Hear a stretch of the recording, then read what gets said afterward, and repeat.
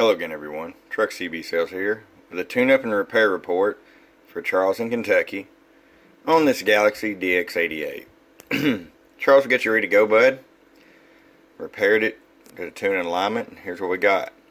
RX power on low, 5-watt slug, roughly 2 watts of carrier. Put it on high, 5 watts of carrier. Put it back down on low. 100-watt slug. I'm going to show you average power swing first. Low 14 bird. Go to peak power. Low and 33 peak. Charles, this will work great on low or high. It'll still swing the full potential either way. Run it however you want. Low power if you're going to run an amplifier. High power if you're going to run just the radio. Hope you enjoy it. From your friend Truck at truckcbsales.com. Bump bump.